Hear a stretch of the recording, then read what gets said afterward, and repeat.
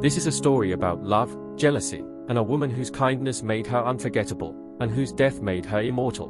By the time this video ends, you'll understand how a single email, a single moment of envy, spiraled into one of the most cold-blooded murders Dallas has ever seen, and how a woman who dedicated her life to helping children became the target of someone who simply refused to let go. It was a warm summer day when Brenda Delgado opened an email that would change, and ultimately destroy, 3 lives. The message was from her ex-boyfriend, Ricky Paniagua. They'd been together for years. He gave her a promise ring. They shared a history, a future, a life they were building together. At least, that's what Brenda believed.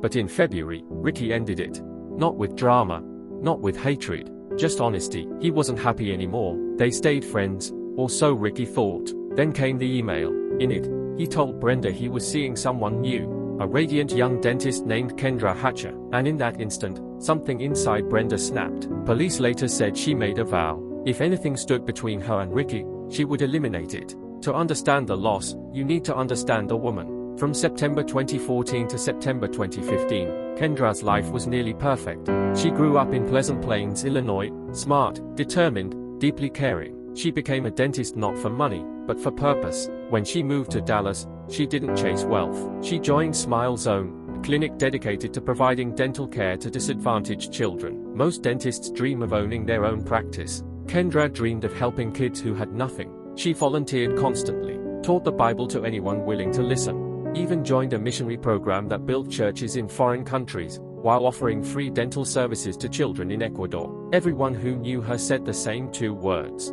pure heart. But her life brightened even more in May 2015, when she matched with a man on Tinder. His name was Ricky, a dermatology resident, hardworking, humble. Within 4 months, they were deeply in love. They talked about marriage. They planned a life in San Francisco. They felt inevitable. 2 good people who found each other by fate. But fate had other plans. While Kendra was building a life, someone else was watching it crumble. Brenda hadn't moved on. Not emotionally, not mentally. And when she learned Ricky and Kendra were serious, moving, traveling, building a future without her, she didn't cope. She unraveled. She became obsessed. She tracked Ricky. She hacked into his email. She read his personal messages. She monitored his whereabouts. She convinced herself Kendra was an imposter, a replacement, someone who stole the life she deserved. And the more she watched Kendra's happiness grow, the darker her thoughts became.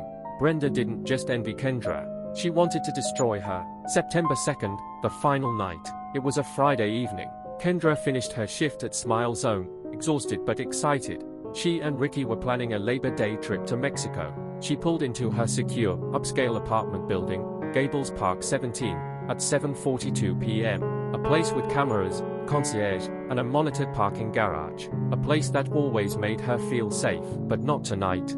2 people in the garage heard a scream, then a single gunshot that echoed through the concrete like a crack of lightning. A resident dialed 911. Another saw a Jeep Cherokee speeding out of the garage.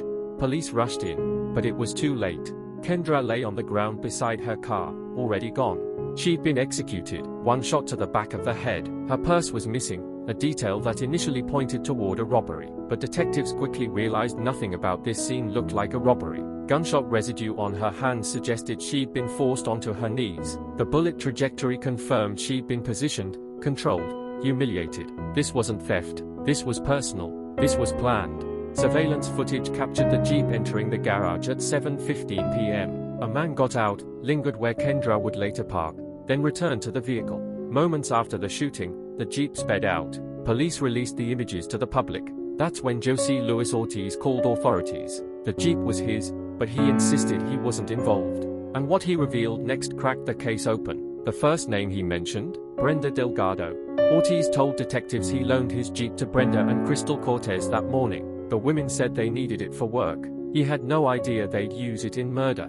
Brenda warned him to stay quiet. She told him to repaint the Jeep. She threatened that he could lose his citizenship if he talked. It only made him more suspicious, and so he talked. Now investigators had Brenda in their sights. When questioned, she lied effortlessly.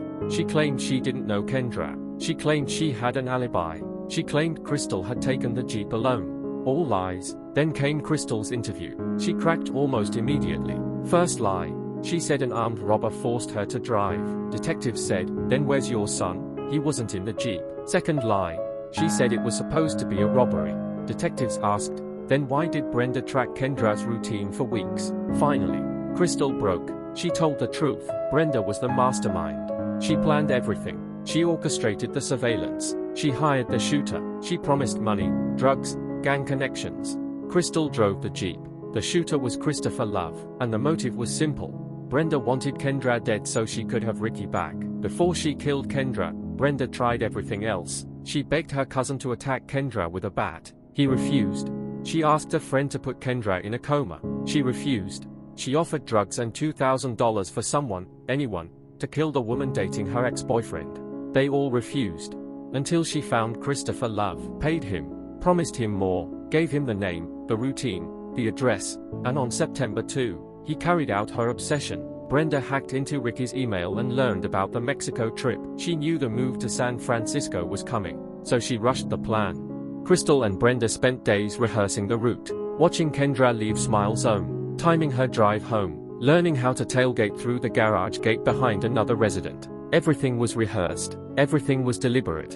And when Kendra drove into the garage, Christopher was waiting. Seconds later, Kendra Hatcher, one of the most compassionate souls in her city, was gone. Crystal received 35 years for her cooperation. Christopher Love was arrested, convicted, and sentenced to death.